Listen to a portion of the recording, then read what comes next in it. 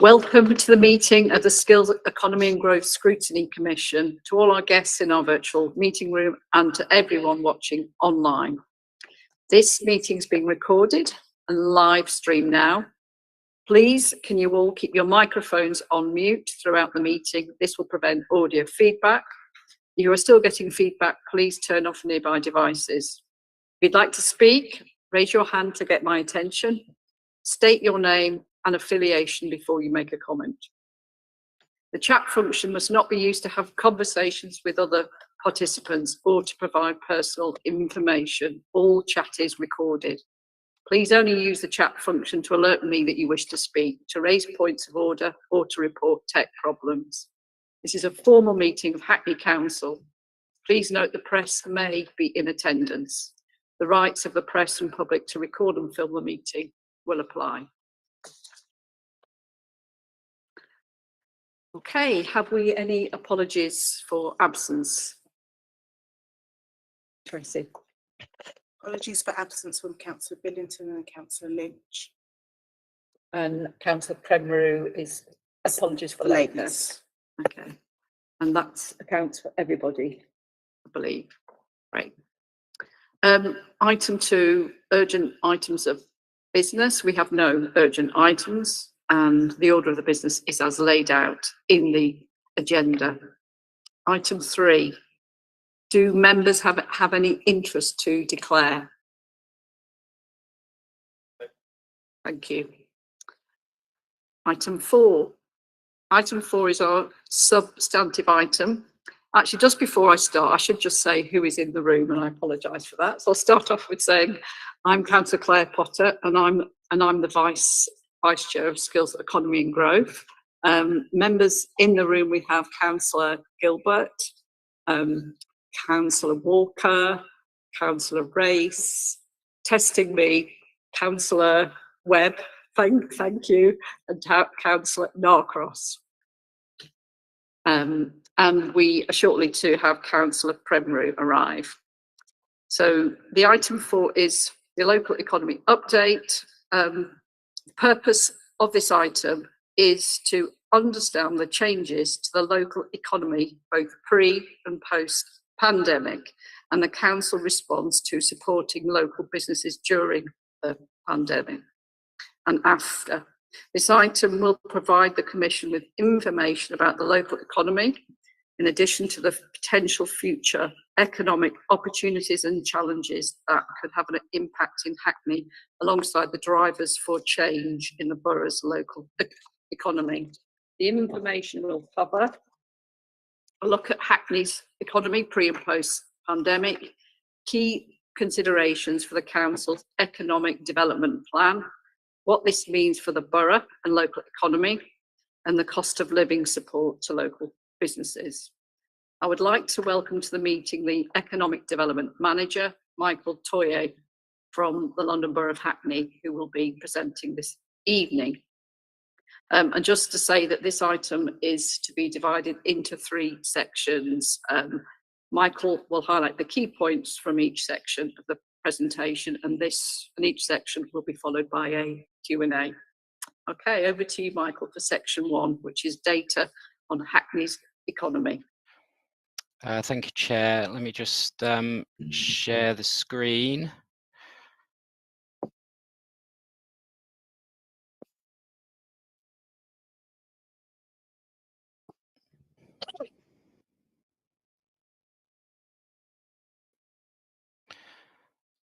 So this is the slide deck that was circulated. Is it visible to everybody there? Yeah. Great. Okay, so as the Chair said, I'm Michael Toyer, Economic Development Manager. I've been at Hackney Council since last February. And one of the things I've been looking at in my time is kind of re-establishing the kind of economic evidence and stats about the local economy, kind of post cyber attack and going through COVID. So as Chair, as said, there are 3 sections to take you through, and so if you could just hang on to your questions and queries until we get to the Q&A section, then we can pick those up there. So I just want to roll back a bit in time and remind you, and this text here on the next slide is, 1 second, 2 devices. So this slide here on the kind of pre-pandemic economic data is what you'll have seen before in the context of the inclusive economy strategy, as that was being developed in 2019. These are some of the headlines from it. So you'll know this. I think the third bullet point there is around the kind of the rapid growth in the Hackney economy from the period 2010 to 2019. A lot of it driven by the kind of tech boom in and around Shoreditch, but also the growth of Dalston, the emergence of Hackney Wick, especially kind of post-Olympics. You know, Hackney has kind of maintained its kind of strong place-based brand around kind of creatives, and lots of the tech are actually kind of creatives. But as you know, a victim really of its own success, you saw kind of businesses face an increase in challenges with higher commercial rents, you know, because essentially there was more demand for property, and supply was just the supply, and then residents facing increasing challenges on kind of housing affordability. And kind of out of that, in the inclusive economy strategy, as you'll know from it, you know, it kind of compounded some of the systemic kind of exclusion that some residents experienced, and probably, I think, created more a case of kind of haves and have-nots, and that kind of wealth gap in Hackney grew significantly off the back of that. And some of the work that the council's been doing since then has been looking at, okay, how what is our learning from not being able to capitalise on the kind of tech boom, and I'll touch on that a bit later. Okay, so just on to the next slide. So these are time series charts, and just as an intro to this, there's quite a long data lag on this kind of data becoming available from government sources. So we've only just had the March 22 business count. So as you're looking at the screen, that's the one on the left-hand side. So if I'd have come to the original kind of scheduled scrutiny commission, we wouldn't have had that. We'd have had the March 21, which is kind of quite out of date. And I've just shown Hackney against the kind of London average in terms of business units and employees here, because it's all headline stuff as the intro, and you can see, you know, in time series terms, overall, Hackney's growth in business units continued. So it was growing kind of pre-pandemic, as you can see from the 2019 and 2020 stats, and then continued through the pandemic. And I'll go on to some of the nuances of that in a moment. And then if you look at the kind of London average, it's a much kind of flatter picture, kind of across the piece. And then the employee count, again, you'll see kind of London in the darker kind of colour, a much kind of flatter picture, but Hackney on that kind of growth trajectory. But the important thing to note there on employees in borough-based businesses is that the most recent data we've got is up to September 2021. So we haven't got anything more recent than that currently.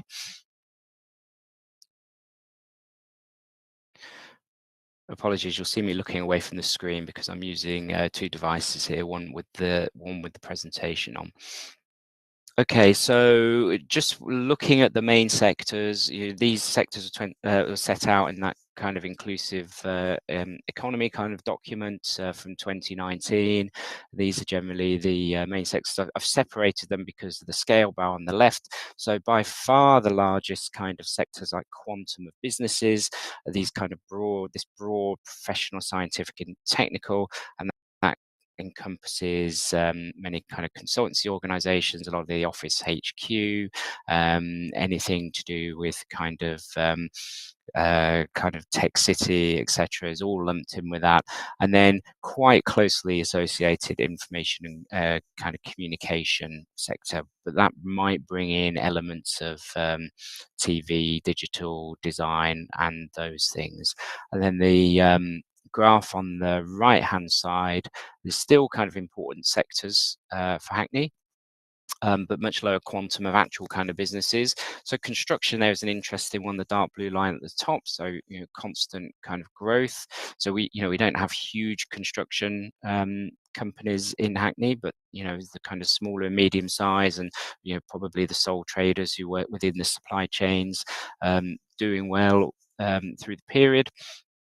And then retail, that's very important, and I've split out in-store retail and online retail, because when we look at the actual numbers, one of the biggest beneficiaries of the pandemic period is that kind of online retail, and so quite a low base, only 400 or so kind of pre-pandemic, but leaping up to 600 nearly, and mid 600s, nearly 700 in March 2022. So kind of lots of growth there, and that's one of the areas we need to investigate a bit more, because we don't know what's being sold. So we know anecdotally from speaking to people, but the stats aren't going to tell us that story. We'll have to find out more.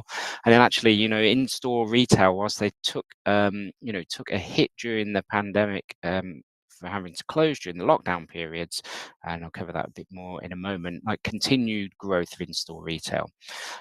Just one thing to emphasize, these are the overall figures. So this is the net change. It doesn't account for the churn. So within this, there will be a number of closures, businesses going out of business, and then there'll be a number of new openings. This data is just the kind of net overall change. And there's been a delay on getting hold of the most recent kind of business demography data, which looks at business births and business deaths. So we've just received it, but we haven't had a chance to analyze it. Once we look at that, we'll understand, business closures versus business formations. But again, that's only up until last year.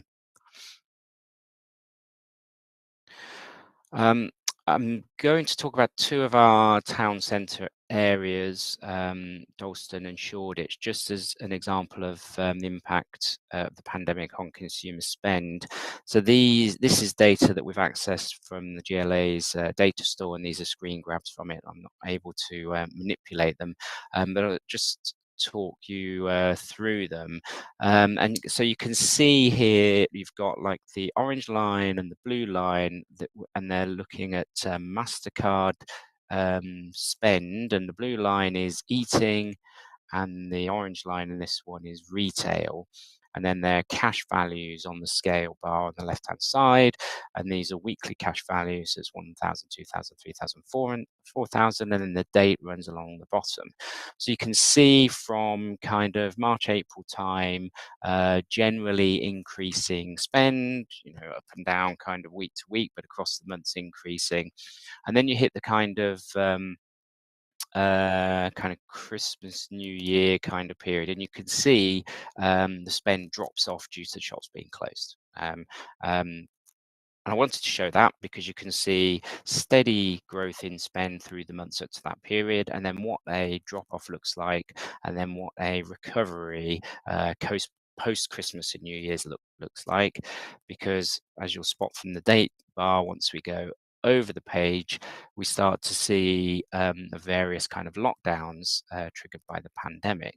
So you can see kind of lockdown 1 in kind of mid-March, and you can see the huge kind of drop off then in spend, although still maintaining some retail spend through the period. And then you can see recoveries as Eat Out to Help Out, if anyone remembers that. It seems like such a long time ago now.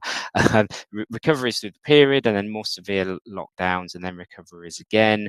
And you can see that the scale bar on this one is actually pretty much the same. So this goes from 1,000 to 4,000. This goes 1,000 up to 5,000. So you can see that Dalston's recovering, and through to January 2022, when it's performing in terms of consumer spend in the area, kind of above kind of pre-pandemic levels, which is a positive story for that area. There's research that shows that some of the kind of town centres that serve more the local community, and I think you'd say that Dalston is an example of that. There is some visitor destinations, but there aren't any large office footprints, unlike Shoreditch, which we'll come on to the moment, generally fared pretty well through the lockdown, and then post-lockdown, because as people were working from home, they're more likely to kind of pop out locally, whereas if somebody's in the office, they'll pop out, and that will be within, you know, whatever office centre that is. I think slightly more worrying, this one. So we're seeing, so this is as we enter the cost crisis period, and of course it didn't emerge immediately, but there were inflationary pressures, and as the Russia-Ukraine war took hold, that kind of worsened. So whilst you'll see kind of spend on eating within a band, not really increasing, retail increasing more, I think the important thing here is this is cash spend. So as prices have increased to reflect inflation, it actually means less is being bought, because this is cash values going up. They're not going up by more than 10%, which inflation was running at. And from some of our local engagement with retailers, they've corroborated this. It's a very small sample at the moment. I'll tell you more about the engagement program later. But they are saying that people are still spending, but the cost pressures have eroded their kind of profit margin in the store, which impacts them and their income. So Dalston fared, in summary, Dalston fared pretty well through the pandemic and has stabilised post-pandemic, but we can see that there are pressures there in that kind of retail area. Going on to Shoreditch was a bit of a different picture. So kind of stable and rising, and I think it's important to notice the scale bar here compared to Dalston. So the lowest line on that left-hand side, there's 5,000. That was the kind of maximum on Dalston, going right up to kind of 20 odd thousand. This is pounds per week spend on MasterCard, remember. So increasing up to the Christmas period, drop off Christmas period, and the blues eating and the oranges retail. And then you can see a much more significant drop off then from the lockdowns, almost zeroing out, which Dalston didn't do. And then what you have to think about this kind of graphically, the recoveries from each kind of lockdown period are much more kind of sluggish in Shoreditch, and that's because I think people stayed away from the offices. So as lockdowns were lifted, I think lots of people continue to work from home, and they would go and shop locally. It's a very different dynamic in Shoreditch, where you're reliant on the large office kind of floor plates. So bits of recovery dropping off, almost zeroing out again in the January to kind of March period 2021. And then, you know, a recovery through the autumn, and then drop off again at Christmas, recovery kind of January. And then if we just go on to the feature kind of post-pandemic, and as the cost crisis started to bite, you know, relatively positive there. I think more people returning to the offices, using offices, but of course those same pressures. So we've seen an increase there. I'm not sure it's a 10% increase on income to make up for some of the embedded inflation we've been experiencing through the period. So, you know, consumer spend overall, the picture is of a recovery, and there are lots of London level reports which are now saying that about the pandemic impact, now that all this data is available. Just a bit on employee data by sector, you can see some shifts there. So the scale bar is in 2000 kind of increments. So you'll see kind of public sector up a bit and then down a bit. You know, that's quite normal. Professional, scientific and technical, you know, quite an increase there through the pandemic period. That's probably more reflective of broader economic activity, and lots of those kind of professions and jobs can work at home effectively, so they can continue to grow. And then everything else really operating pretty much within a band, just some, you know, usual variations there, which you quite commonly see. Getting on to residents now. So we've talked about kind of jobs that are based in the borough. This is residents, and obviously residents can work anywhere. We don't have sector information by residents, unfortunately. But the important thing when we think about Hackney's economy is, what's happening with economic inactivity. So just a reminder of the definition: if someone's economically inactive, if they haven't been looking for work for the previous 4-week period, and they're not available to work within the next 2 weeks. I'll talk about unemployment in a moment. Unemployment is different. That's when somebody has been looking for work, so they're not in a job, but they have been looking for work for the last 4 weeks, and they could start within the next 2 weeks. So economic inactivity is when people drop out the labour market. They're not working, they're not looking for work.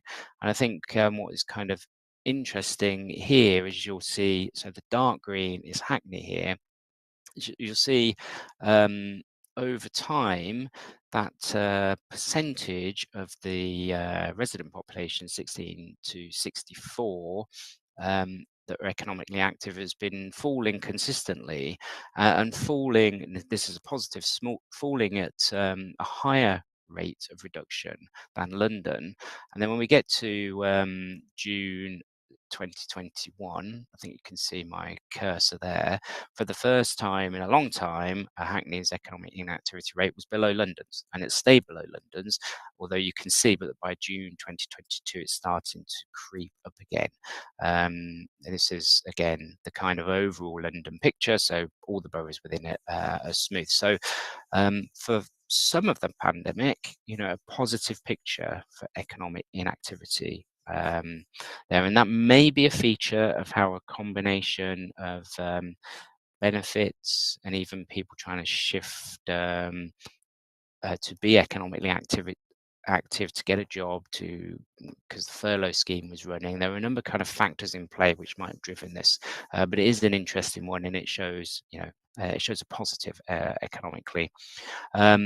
Some of those structural challenges, though, so average weekly wages, Hackney versus London. So actually Hackney doing better than London on this figure, although when you look at whether an average weekly wage of 900, I think if you start to segment that by different areas, different communities, you start to see a different picture. But a positive there for Hackney, and then median weekly wages, just the kind of midpoint in the whole range, a bit closer. I'm going to just speed up so that we have time for the Q&A. And I mentioned kind of unemployment, and I've re-shown the graph here of the economically inactive with unemployment. Just want to point out on the unemployment graph on that right-hand side, where you've got like a kind of hatched green, because this is survey-based information, sample sizes can fluctuate, which affects the quality of the data. So whilst we do have a value for Hackney, we should be cautious about it. It's been flagged in the government stats as quite a wide variation. So it could be running several percentage points each side, but we have the value in there. And you can see that Hackney's unemployment rate, so a bit of a different story to economic inactivity, you see, was operating kind of pretty much within a band through this period, so not much variation, but then leaping and then falling off again as we went through the pandemic. And again, this might be a feature of people switching from being economically inactive to seeking employment but not finding employment, and that might be the dynamic that you see there.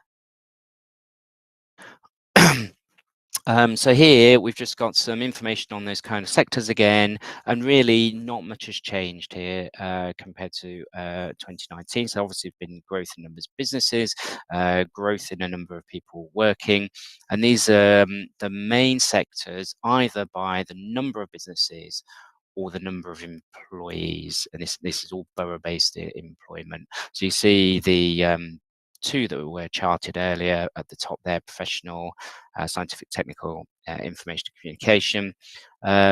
Wholesale is an interesting one, so a very high kind of employee count there for the count of businesses, and then retail again, similar feature, very important, and then food and beverage services. And that's mainly restaurants. There were 200 odd kind of licensed bars, pubs, etc. In Hackney. Many more kind of retail establishments, so 700 odd. Arts and recreation is there not really because of the numbers of counts, but because it's a defining sector for the borough, and then transportation and storage. And again, this kind of just shows some of those shifts. So especially on the right-hand side, when you see those bars, this is charting change across the year. So quite a lot of increases there. So it's all quite positive. But the key sectors have pretty much remained the same. So in summary for this section, Hackney, as many other parts of London, came through COVID relatively unscathed. What I would say is, from engaging with businesses, is that the businesses survived, but they survived by running down their reserves in many instances, especially those in retail and hospitality. Or taking out some of those kind of government loans that were available.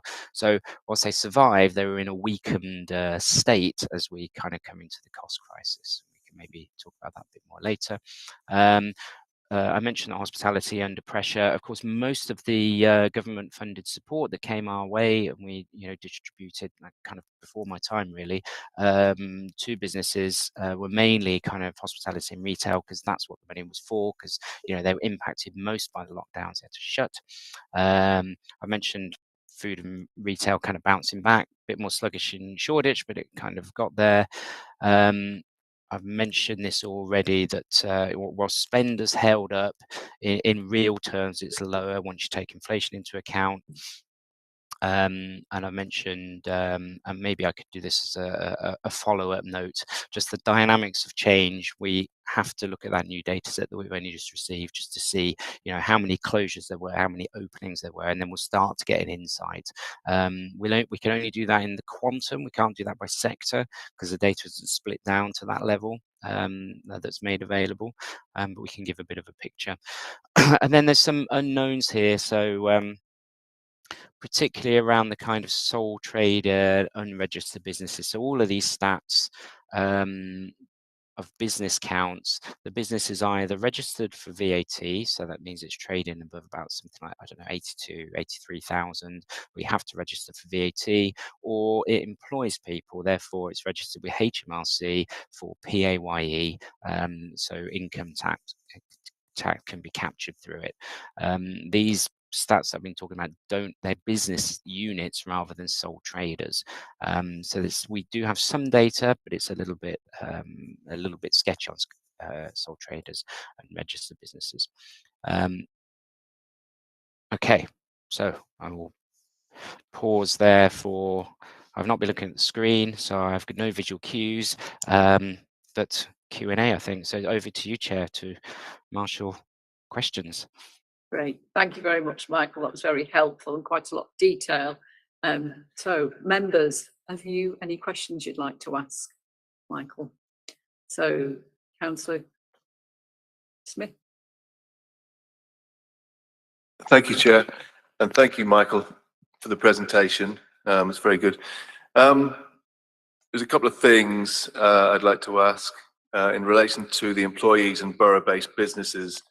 It was up to September 21. I'm just wondering when the data for September 21 to December 22 might be available. So that's the first question, because I think it's important. And also on the Dalston stuff, are markets included in the figures at all? Because Ridley Road Market did really well there then, but I presume if it's MasterCard and stuff, then maybe not all the stalls would have MasterCard. Some of them take cash, so it might be good to try and work that one out. And then finally, and you have sort of mentioned this Sorry, I know there's 3 questions here instead of 1, Chair, sorry. That's fine. Um, Councillor Smith? Yeah, you've kind of mentioned it in relation to the support that we gave local businesses during the pandemic. You know, was that a contributing factor to local businesses coming through the pandemic unscathed? And you've sort of addressed that to some degree, because you've said they relied on grants and their reserves. But I'm wondering if we could dig a bit deeper into sort of the effects as they stand right now, because I presume some of those businesses are paying off loans and things and might not be. I just got a hint that you're not as kind of sort of positive about those businesses as what the graphs and everything represent. So does that make sense? Brilliant. That's it. Thank you, Chair. Thank you, Councillor Smith. Over to you, Michael.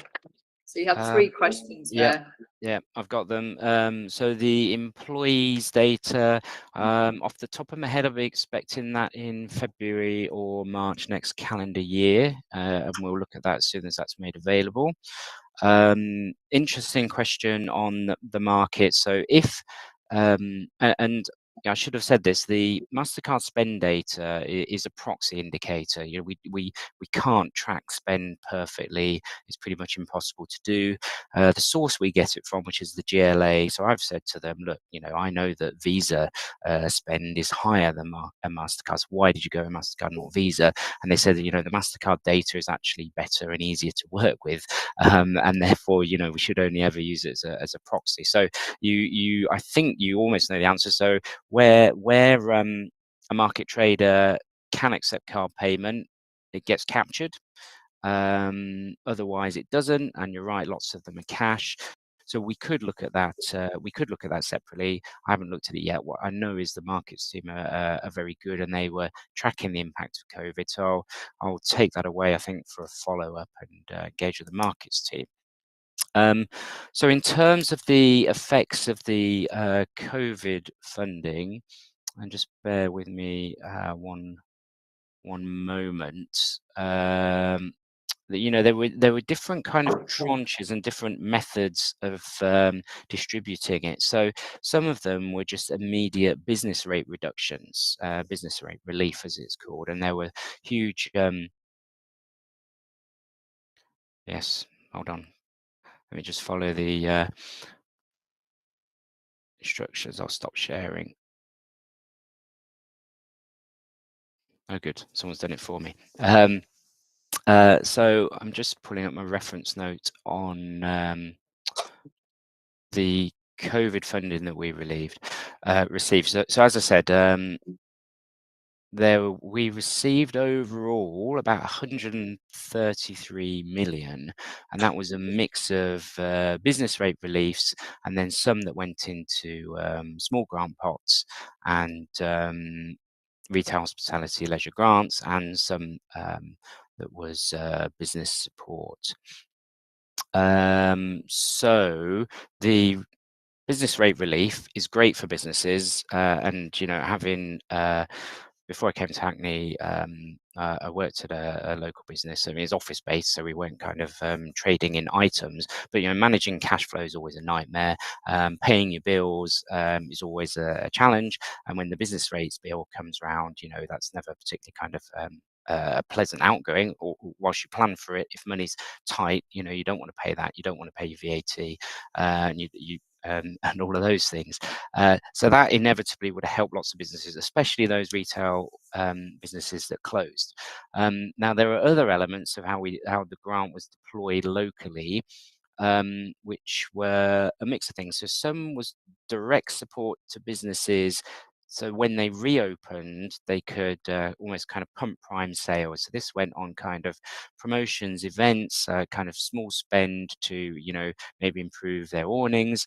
Some of them tried to improve their kind of their online retail offer if they were, you know, selling items.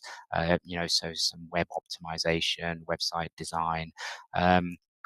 So that was channeled as a push for us to help them increase sales. So that was another positive. And then there were elements of business support. And I think you're right in that a number of businesses outside, I think, of retail and hospitality will have taken the government Sybil's loans, and we don't know about those. So that's a bit of a gap in our knowledge at the moment. One of the ways we're looking to plug that is we are running a large random sample business survey. So we've got the commission out now, just assessing the tender returns, and we'll have some questions in there on the state of companies' reserves, whether they're holding loans and debt and that kind of thing. And that's where we'll get the nuance.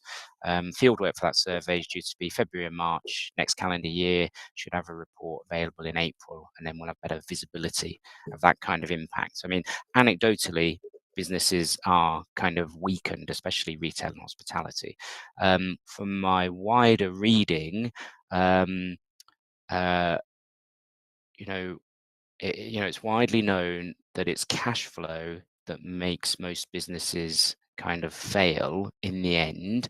And I think the way that works is the bills accumulate, they haven't got enough income, they can't pay the bills, and that's pretty much the end. Now, normally a business can hold off on that until Q4 of the financial year.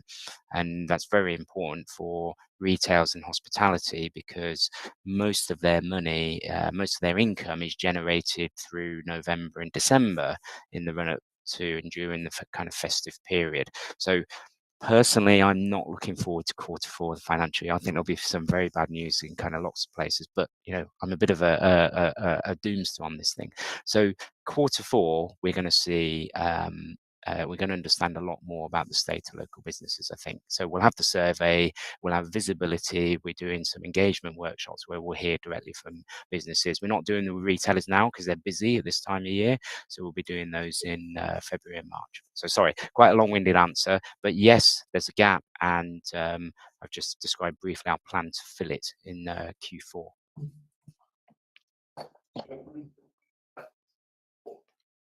You're welcome.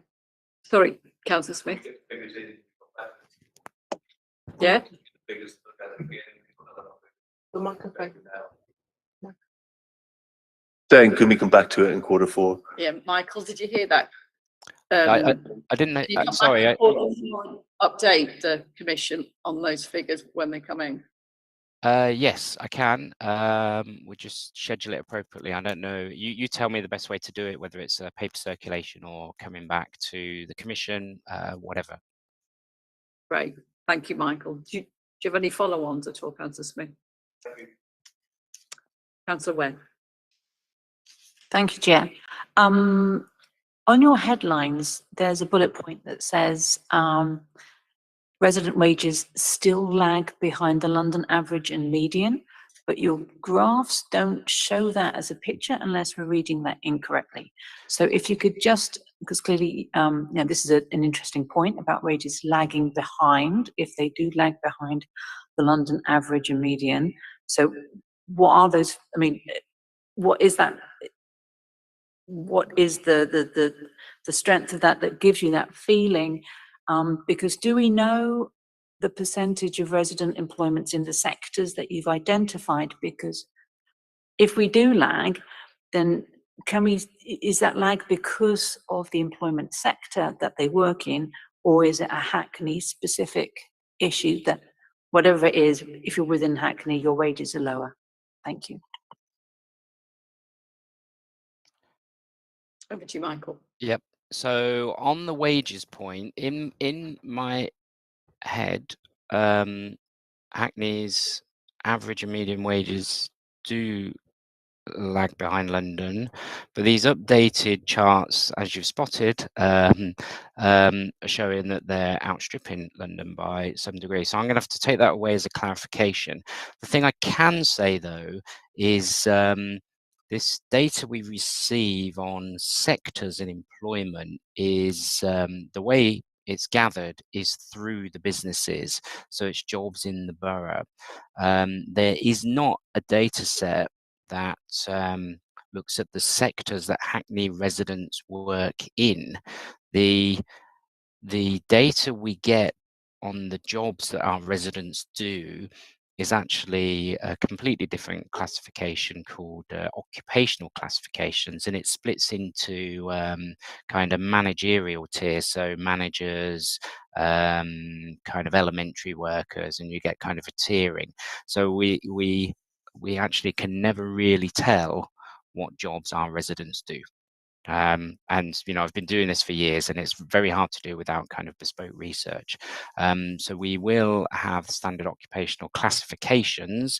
We haven't looked at it yet. It's in our kind of information. So that looks at levels, and we can link that to the wages. So I think that's a clarification I'm going to just have to take away, and I'll come back to confirm the wages and provide a bit more information about these occupational tiers. But it's impossible to provide information on the sectors that our residents work in, which is unfortunate.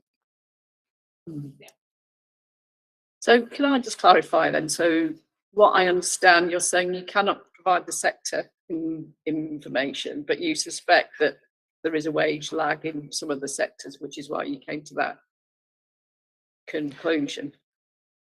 Yeah, so when I was looking at older data for the the kind of the baseline, the pre-COVID baseline, in my head from reading Inclusive Economy Strategy, I was sure that Hackney's wages lag behind. But to avoid any confusion, let me take that away, and I'll just do a short note, and we can circulate. I mean, I just presume by reading that, because we've had a significant increase in the professional sector, that perhaps the average wage had risen as a result, but obviously didn't necessarily reflect the other sectors that may. Yeah. So what I'd say, it's important to recognise that when I talk about sectors, they are jobs in the borough, and anybody could be doing those technically from anywhere in the country or anywhere in the world. But we will know from the new census data about the travel to work patterns. So we'll get a bit of a sense of that, but not the sectors. This is very much, our residents and our resident situation, so they, most likely always in London, people flow across the boroughs for their jobs, and depends how far they travel, they might go to neighbouring boroughs, they might go further. So when I talk about the wages, that's our residents, that's not the jobs, if you see what I mean. I'd just ask one follow-on question, that just in relation to the census you just mentioned. I know Yeah. it's only once every 10 years, but do you not get data from that census on what occupations our residents are doing?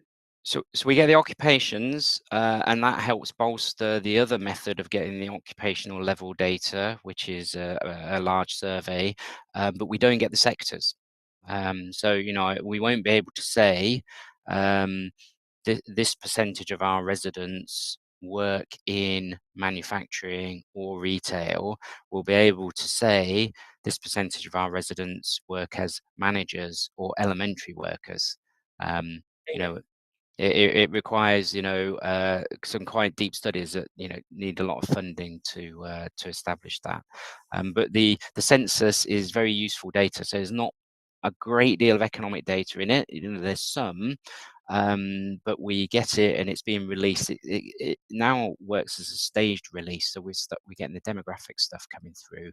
I haven't seen the travel to work patterns. That's one of the things I'm very interested in. So where do our residents go to work, and where do we can also work out where residents come from to work in Hackney. And of course, the census data is really only any good for a couple of years, because demographics and cycles move so quickly now. But we've got like a good spot now for a good assessment. Okay, thank you for that, Michael. Anybody got any questions on this section? Look, welcome to Councillor Premrose. Just so you know, we're just doing section 1, Councillor Premrose, so I don't know.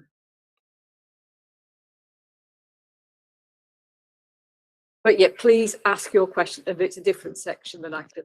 Thank you very much. It's kind of around the spend data. Thanks very much for that. And I'm just wondering, because we've just passed a cash welcome here motion at the last council meeting, and I'm just wondering if there's any kind of breakdown about how people spend, and also how we could be working with businesses to encourage them to also take cash, where there is a trend to online, which is difficult for some of the people on low incomes. Thanks. You get that question, Michael? I This is to offer cash as well as online payments.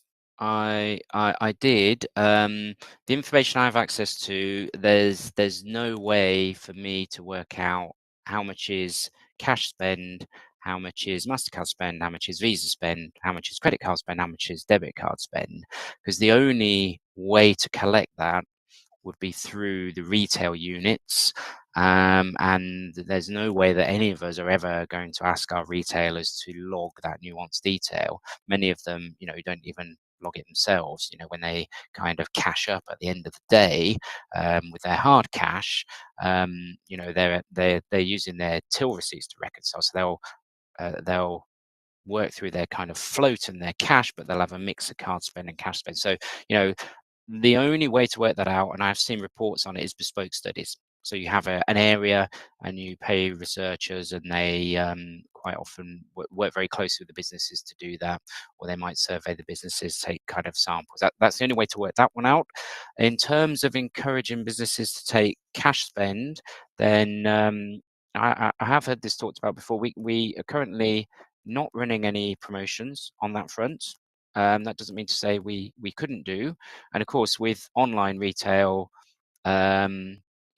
it's almost impossible to do it. However, there is one part of online retail where it does work, which is people see the goods online, and this is quite niche, but I have heard a couple of organizations talk about it. So they advertise their wares online, but it's the kind of thing where and it gets the customer interested. It's the kind of item, so it might be kind of relatively high-end retro clothes or collectibles. People will then go into the shop before they buy it. So they might commit to buy online, and they'll go into the shop, and then they may pay or cash or card. But it's very kind of niche and small. But if there is interested in running promotions to businesses to accept cash, then we can run it. What I will say, and I know this is a touchy point, but I'm always upfront, is from most businesses' perspectives in our town centres, the drive is to remove cash from their establishments. I think the dynamic's very different when you've got a community shop or a small kind of town centre in residential areas. I think that dynamic works very differently, but other retailers are moving away from it. It's very difficult to stem these tides, but we can look at it. You got any follow-on comments? I mean, just to follow on, Michael, to say that at full council recently, council's passed a motion to support availability of cash in a shop. So it may be something that will come your way soon in terms of perhaps looking at how your team can support that. So I look forward to it coming my way. I mean, of course, as you all know, we can't control what businesses choose to do and what they don't do. I also think when we can influence them, we can make the case and all of that. So yeah, when it comes through, we'll see, and then my team will investigate it, and also the town centre managers who work more closely on the ground in each of our town centres.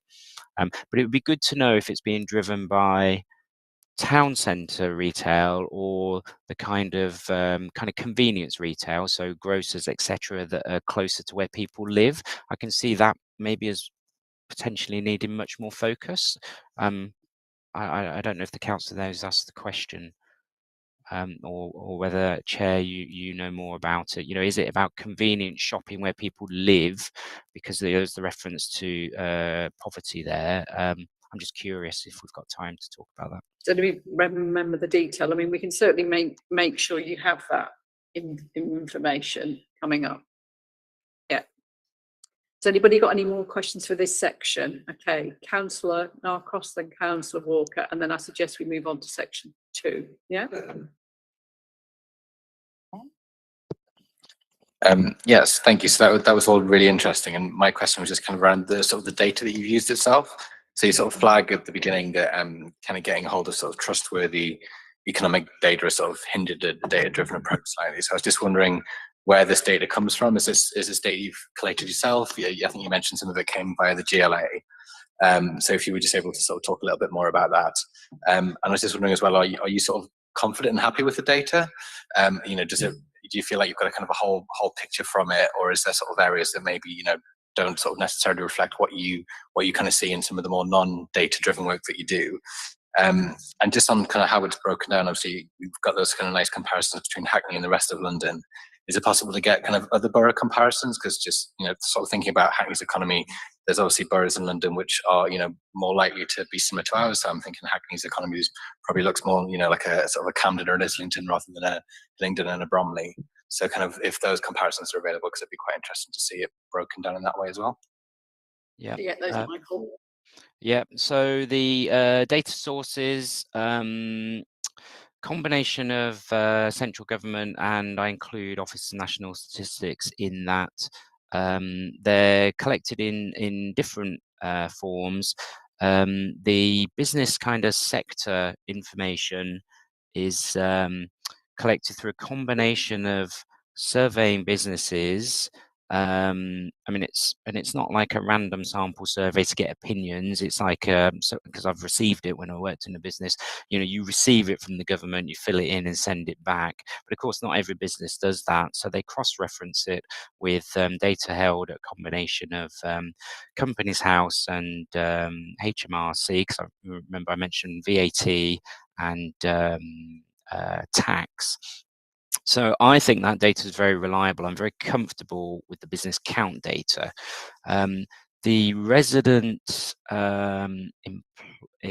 employment data comes from large surveys. So it's very, very reliable at the regional level. But as you start to come down to the borough level, just because the sample size is smaller, it gets a bit more unreliable. So, you know, I'm showing you these percentage points, but actually that's the midpoint, and it could easily vary 3 to 4 percentage points each side.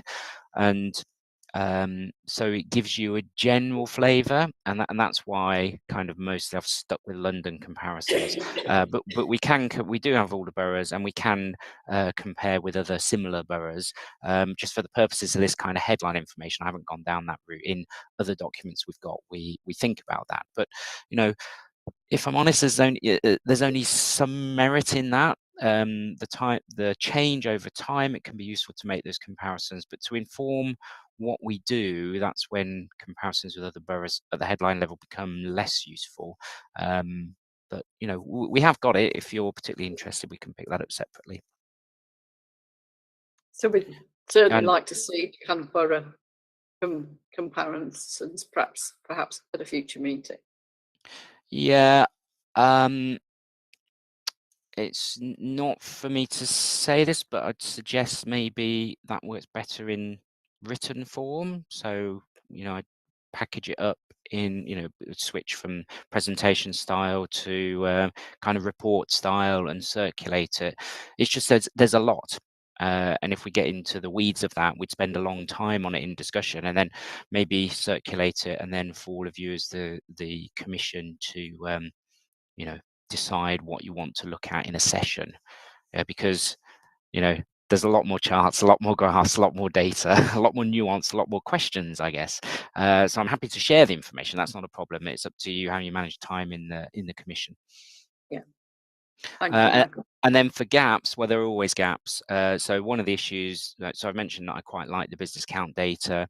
So in October, we get the March data. And then there's more of a lag on the resident level kind of data that comes from those surveys at borough level. What it meant was, when I referred to a data-driven approach, so during COVID, it was impossible to take a data-driven approach because the data is not available quickly enough in any of the formats, and you have to rely much more on kind of, you know, intel, to use that term, on the ground, and what you're seeing and what people are saying, which, you know, which isn't great, but that's just the way it is. Or you can switch to some more experimental statistics, and we've got access to some of those, but they're just less reliable. You know, so you worry about making big decisions off the back of them. Right. Okay, over to Councillor Walker for the final question for this section. Thank you, Chair. Yeah, my question is around your conclusions in the data around the wealth gap. And you gave an example of you give an example here around how homeowners are certainly benefiting more from the economic growth of the borough than maybe people living in other housing tenure. And I guess this is also a kind of inquiring question more around gentrification and that impact on the borough. And this has certainly been a big driver for this administration around how we close that gap. So I'm just wondering if you could say a little bit more just around how the work you've done around the wealth gap, how you're feeding that into other areas of the council who are looking at addressing some of these systemic issues around poverty and inequality. Thank you, Councillor. So I have to put my hand up and say I can't take credit for looking at the data on the wealth gap. That was done as part of the inclusive economy kind of evidence base and work that Sonia Khan and her team led on. What I'm saying is that it hasn't narrowed, and I'm going to say something more about it in a bit. So we already have the information, and already a lot of work is being done on poverty reduction in general. I think looking at this economically, there are always larger drivers than we are able to control as a council. So if we think about, private sector housing market, for example, a number of factors that drive that. So, Hackney's got this kind of brand, and it's a positive one about kind of creativeness, and that is creative in different ways. So the culture creatives, the tech creatives, etc. So you've got a whole cohort of people over the 10 years of growth or so have benefited, and they like Hackney as a place, so they move in. So there's more competition for the housing stock. You've also got kind of private sector rents going on as well, eroding it. And this is seen by London and the rest of the country. Like, our ability as a local authority to address those is almost zero. It's a horrible thing to say. So, but what we can do is work at the other end to create opportunity, create links to opportunity for our residents who might not have benefited from that.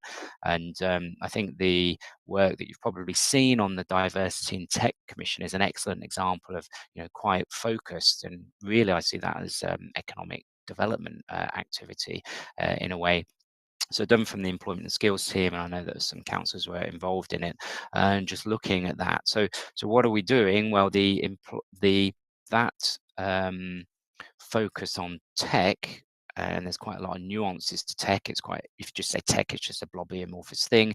Basically, it's tech companies which can contain any job, including non-technical jobs, and it's technical jobs which can be in tech companies, but they can be in any company as well. You might get somebody working on software that's within a standard company. Indeed, we have people like that working in the council in the public sector. So there's a series of activity planned to try to address that particular issue.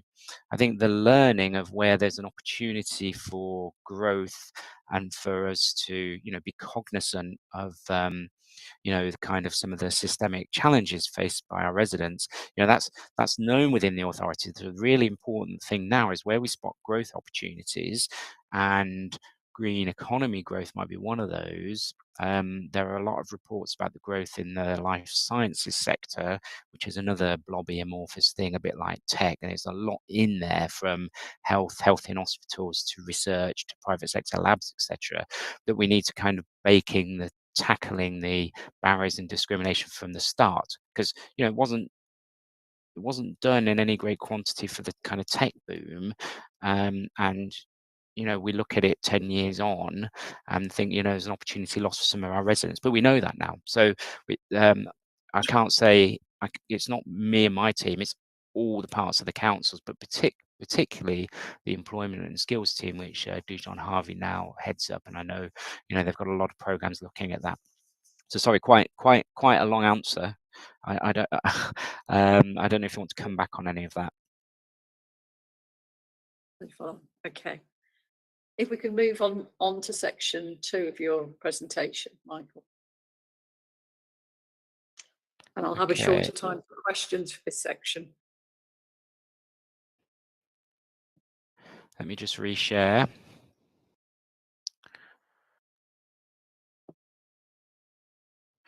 So this is to look ahead a bit and start to think about what I call the cost crisis. It's the cost of living crisis for residents, but it's a cost crisis for businesses in the economy. So I'm going to be using that phrase. So, originally when I started, I knew that SEG wanted this report on pre and post pandemic. I started just about the time that Russia invaded Ukraine, and in my head, before I was starting, it was a pandemic recovery kind of role. It swiftly became something else as each month went on. So we were kind of looking, and when you work on kind of strategies and plans for the future, quite used to you look at your base of where you are now. That's kind of what we've done. I've given you a highlight of that, not all of it. Then you start to look ahead, and you call it kind of drives of change. What are the drives of change here? And there are many kind of negative ones. So one of the drives of change here, there's a few kind of survey. These aren't done by us; they're just picked up, but they apply to the London level, but they apply to Hackney as much as anywhere. So this is a large survey, 500 companies based in London.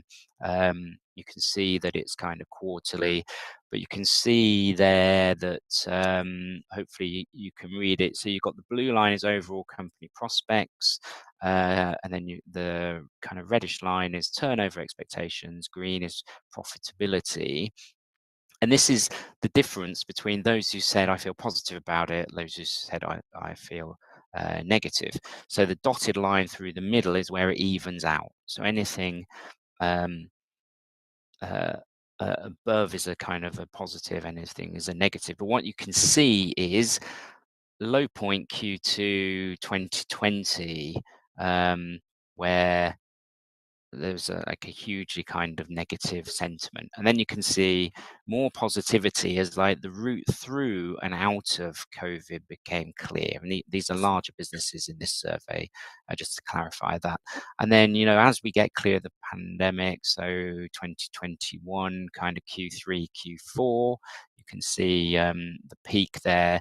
We're starting to see it kind of tail off pretty rapidly as the cost crisis bites. So we've got a kind of a negative outlook from those large businesses, and those larger businesses, they employ people, statistical analysts to look at the future. They've got good capacity. It's very different to surveying smaller businesses, where it's much more their instinct and what they're experiencing on the ground.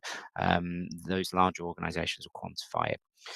This one comes from the National Small Business Survey, so switching the focus to kind of smaller businesses. This one specifically kind of turnover. We can't control the questions, that's why we're going to be doing our own.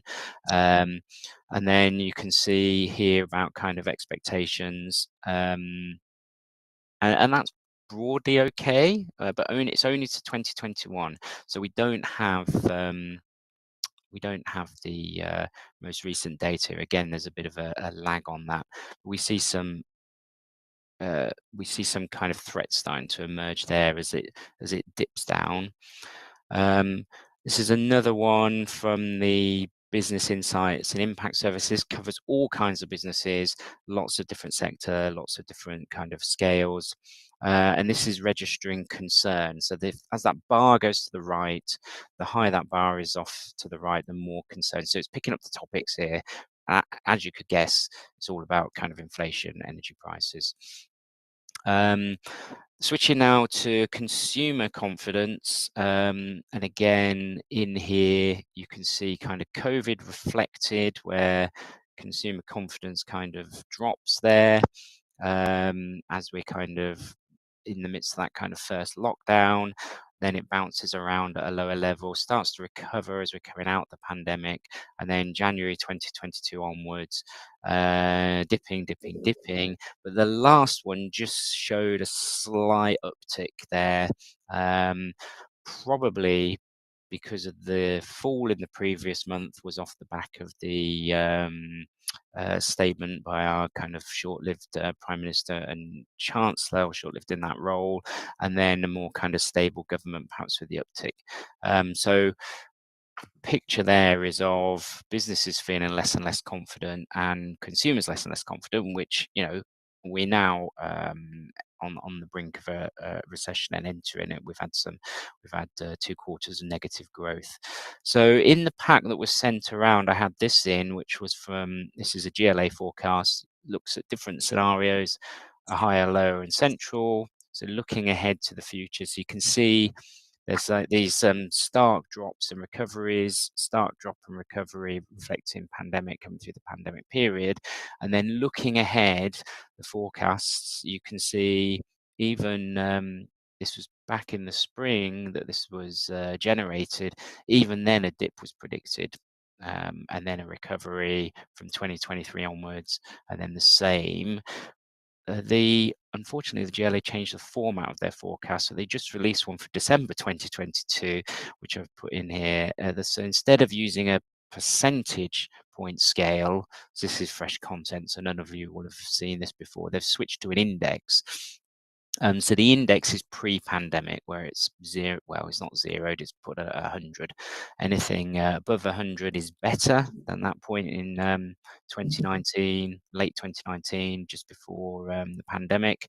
Anything kind of below it is worse. So you can see the pandemic drop, pandemic recovery, and then this is the projection for the future. And they've got 3 scenarios that they're running, like what they call a deep recession, a slow recovery, mild downturn, and a rapid recovery, and then the midpoint, which is a recession rather than a downturn, and then a gradual recovery.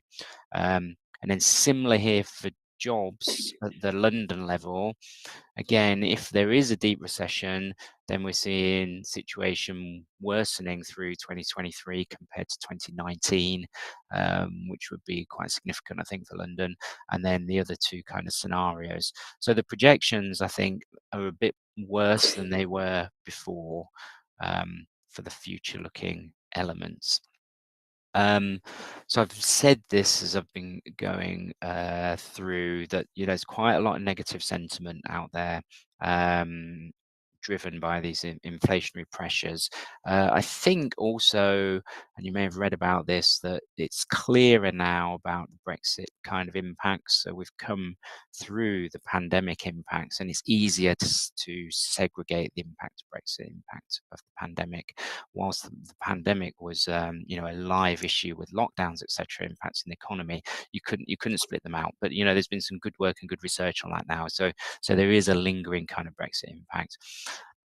Again, we've got a gap here. We don't know enough about business sentiment in our borough. So we know anecdotally, you'll have had conversations with businesses that you engage with. I've had conversations, and I've been struck.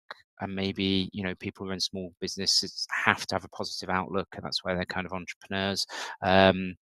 I've been surprised by a lot saying they feel quite positive about this trading period, but when you start to get into a deeper conversation, they've got these kind of cost pressures, and they're not sure about whether this trading period is going to do it, and they're feeling very nervous about the future. And depending on their kind of trading conditions and where they get their goods from, this is above and beyond energy, which everyone's facing as an issue, is depends on how gloomy. But we're going to test that in the survey that I've mentioned, and you can see the bullet points there, so I won't kind of read those out to you, but I just think there's a great deal of uncertainty. So this is reflected in the large business surveys. Large businesses who do much more on the investment front than smaller businesses, they absolutely crave certainty, and they haven't had it for some time, and they haven't really got it now because they know that there's a general election. We've all seen the predictions and the polling for what the next election looks like, and the government at the moment doesn't have any funding available to, or is choosing not to invest in things like green economy, infrastructure, etc. So that just creates a lot of uncertainty. There's some other things here. There are maybe some structural changes. I don't know whether they'll take yet, but thinking about Central London, Central Activity Zone, there have been some reports done by Arup and that kind of consultancy on the change in travel to work patterns, to work in offices. This is the hybrid working. Lots of people are going in 3 days a week, and it's generally Tuesday, Wednesday, Thursday. holiday, and they've looked at whether that has impacted on, hospitality and retail that's reliant on that kind of office footfall. And it has in some ways and not in others. So generally the spend is quite similar, but the patterns are very different. And it's very kind of peaks and troughs. So you've got compressed spend on those days on Tuesday, Wednesday, Thursday, and Thursday's the new kind of night out after work compared to it being Friday. And then you've got, for some businesses, they've got those peaks, and then they've got a trough on Monday and Friday that they didn't expect, and then they might have a mini peak at the weekend from kind of general visitor trade. So what we don't know yet is how the property market's going to react to that, and there are some threats and pressures around what happens with property prices and investment linked to property. And then other unknowns is, the green economy, transition into net zero. So, we've got our climate action plan. I'm going to be taking a closer look at the green economy element of it, and ensuring there's a just transition to net zero. But it's too early to see really what will actually happen on the ground in terms of businesses expanding, new businesses forming, new jobs. Some of the studies suggest there's not actually going to be a net increase in jobs and economic output driven by the green economy, because there will be a tailoring off of other aspects of the economy. Carbon intensive is the phrase that's used, but we shall see. So again, an unknown there. We need to do some more kind of work on that. I'm going to stop there. Sorry. Thank you, Michael. You just slightly went over time there, but I think a lot of that was really important to hear. I think we are going to come on to what all of this means for Hackney. So I think just any kind of clarification questions would be good now before we proceed on to section 3. Anybody got anything we want to ask? Councillor Smith. Thank you, Michael. There's one broad question here. How frustrating is it for you in terms of planning, for the authority in terms of the lag in data? Because ultimately, if we're going to plan properly, we need to have updated data, really. I mean, that's the best way of doing it. So how frustrating is it for you, and is there anything we can do about that? I mean, it could be a national problem, but and then the other thing was to do with the central activity zone. And point 4 on page 33, GLA economic projections still predict overall growth and output and jobs, with a slowdown during 22 and 23 that you've highlighted, and the fact that we're going to be kind of moving into a recession. So I suppose the question is, what can we do to support our businesses during that period? And in relation to the central activities zoning, you mentioned reinvention. I don't know if you could just elaborate a little bit about that, just to explain to our residents what that kind of reinvention could mean for them. Thank you. Okay. So yes, the lagging data is a frustration, but it's always been a frustration because it's always been like that. I think what's more challenging now is that society and the economy shifts and changes on much tighter cycles than it ever did, certainly earlier in my career. So you might generate a plan, but it can easily, be ripped up and torn to bin in a year's time because of some kind of economic or societal shift. If we think a good example, so it isn't an economic plan, but a good example is if we roll back a few years, who'd have ever thought about the massive expansion of delivery drivers for eating at home and all of that? And there are different people's perspectives, but there are some positives and some negatives, but there's almost kind of no physical planning and allowance for that new activity. So spaces for the bikes and their various descriptions to park, to be charged, for people to gather. And we all saw, the incident in Dalston a while back when there were some kind of tensions. So the frustration's always there. I think it's more important than ever to be flexible. Another big frustration is, we don't, this is not a political point, this is, we don't have a clear economic policy for the country anymore. And of course, we have a difference in, kind of political allegiance between London and the nation, and that causes a kind of a tension of alignment, and it means that perhaps London doesn't always benefit. We all know about the kind of levelling up agenda, and there's a very strong case to be made in London. Some parts of London still need levelling up to get to national level, let alone London level. So lots of frustrations there. And then the second part of the question, so the change in the offices, so the reinvention, so I've been to a couple of sessions on this, and it's actually quite kind of complicated, but lots of the offices are linked to and predicated on large investments.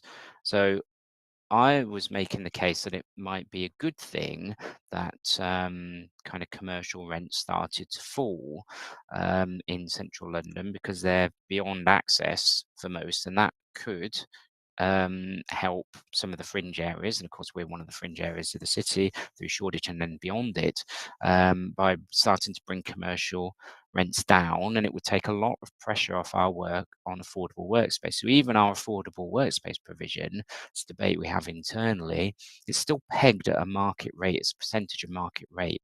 The question is, who's that affordable for? So it is more affordable than commercial rate, but it's still out of range of most people. But there's only so far we can go with the viability. However, in these debates, the complexity is that apparently, I'm told, you can't just let property prices fall, because they're linked to the investments, and if that starts to fail, the kind of London economic bubble starts to collapse. What we are seeing from the city kind of corporation is they're working with businesses much more to make some of the office blocks more multi-use places, so more kind of more leisure, more creative activity. And I was talking to somebody about this the other day, and he was saying actually the city's looking at places like kind of Hackney and some of the fringe areas and Camden, saying, oh, actually we're going to model ourselves on you now, because we've realised that our economy, the kind of hospitality economy, can't be driven by office footfall anymore. So we need something else to get people here. So what we're going to do is we're going to kind of angle for the creatives, and that's where it could get quite interesting, because it could start to open up opportunities for some of our kind of residents, some of our organisations to kind of move in that direction, take advantage of some of those spaces. But that's all very kind of high level hypothesis at the moment, but I just thought I'd share that with you. Sorry. Okay, Councillor Smith, do you have any follow-up? Yeah, thank you, ma'am. That's really interesting. I mean, quite often, if you get a new shop that opens up around the corner, it can benefit all shops in the area, metaphorically speaking. I'm just wondering about the competition that might come from the city sort of opening up to sort of compete against us. How that it could affect us in a good way, because it could create a kind of more of a boom sort of sentiment out there. Do you have any concerns about that? Yeah, well, yes and no. So competition, kind of this place-based competition, it's always a concern. I think the really strong positive about Hackney is it's got this long history of kind of creativeness and radicalism, and that you can't buy that history. The city haven't got that. And in a way we already face competition. So I live in Waltham Forest, and been here for 25 years now, and I've seen the place change tremendously, but really it's kind of Hackney overspill from people not being able to afford creative studio space, art space, whatever. The breweries, there's a whole bunch of breweries along one area. So, being priced out of the inner London borough. So it always happens, but I think the inner city pull in is a very interesting one. No idea how it's going to play out. It will just be interesting. I think, there's a lot of demand for space, and there's still a lot of creators in Hackney, and Hackney's still got its very kind of positive reputation. So, I feel pretty confident that we can compete as a place. Right. Thank you. Thank you. I think if members agree, we'll move on to section 3 now, because we can talk more about what this means for Hackney. Okay, so some of this I've touched on as we go along. I think if the cost crisis embeds, you can challenge me and say maybe it already has embedded, but if it becomes entrenched, then we'll start to see these kind of short-term disparities. So we have some of the structural inequality that you all know very well, but I think we'll start to see some new challenges, and I've just put an example up there. So where you've got sole traders who maybe kind of were working in a workspace, perhaps they might have had a rent a desk kind of deal, or maybe rent per month, whatever. They can cut costs immediately by working from home. So it might not be as great for them, but they've got a very easy way to cut costs. But if you're a small business, like a retail outlet, a retail store selling clothes, and you're quite kind of community based, or kind of ethnic fashions or whatever, you need the store. And if you're a cafe, you need the store. If you're a restaurant, you need the place. And so I'm just seeing that and I was reflecting on the kind of the tech city growth and disparity that appeared there. I can almost see it kind of almost happening again as a response to the kind of cost crisis. Not so much that they'll do any better, that they just won't fare as badly as some of the store-based kind of businesses and premises.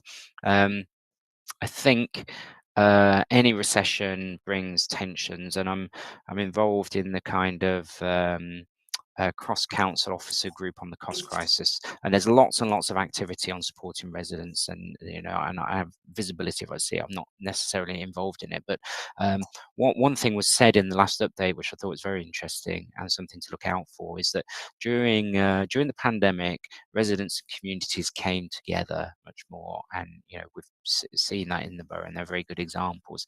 There was starting to be a couple of signs that with the cost crisis and the recession, that maybe communities and residents are entrenching and kind of splitting apart and hunkering down. So that feeds through to the kind of economy as well.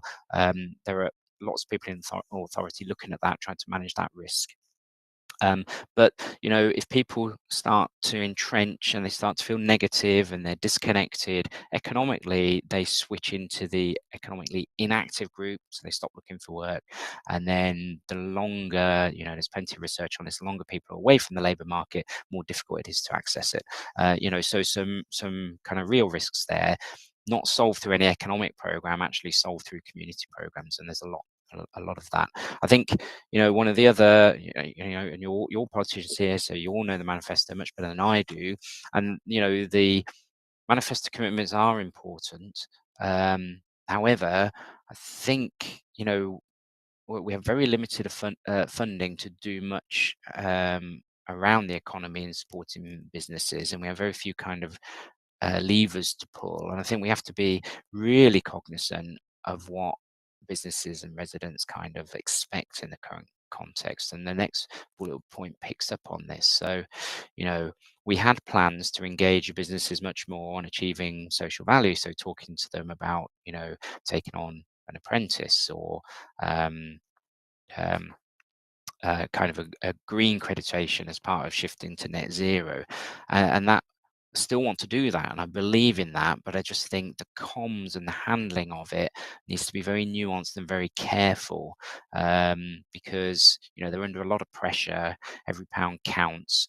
Small businesses already struggle because they haven't really got the capacity, always got the capacity to support an apprentice, you know, no matter what we do, because you know, you need a certain number of people in business to, you know, look after an apprentice kind of properly. So, you know, I think how we communicate is going to be a massive thing. How we communicate, engage with our businesses at all levels, be it the large corporates down Shoreditch Way or the smaller ones that you'll all know on your patches.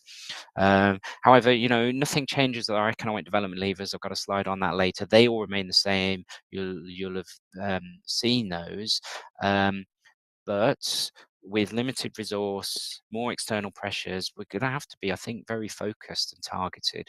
And that's, and I always try to phrase this very carefully because, you know, you are much more aware of this, politicians, I think, than some of us as officers, that you've got a constituency of supporters and people and businesses from different backgrounds, different sectors, different drivers, who all want different things. And so I can see sometimes that it's hard to prioritize, because when you prioritize in one direction, it means someone else is missing out. And I think we're going to have to be quite smart about how we prioritize our activity, and that might mean that we do it in cycles. We focus on one or two issues and target for a period of time, knowing in the future that we'll switch around and support kind of other sectors. This is just kind of my thinking and being open here. So I talked about prioritization, and then I think the kind of, you know, I get that economic development is not a statutory service. Other statutory services are short of funding, so big part of what myself and my team need to do is seek funding opportunities elsewhere. So there will be some coming through the GLA, through the UK Shared Prosperity Fund. It's nowhere near what the GLA used to receive under the European Structural Fund system. But we have to focus much more, and this is what I'm working with my team on, in understanding impact in area of regeneration, some of our socioeconomic activity. But it's difficult because you know, there's never a kind of a test case where nothing happens. There's always all these other different drivers. So partnership, signposting, all of these things are going to be important for what we do on the economy. I've talked about this already, so I'll kind of skip over this. And I just want to say what we're doing now on helping businesses, and essentially we're doing, you know, as much as we can.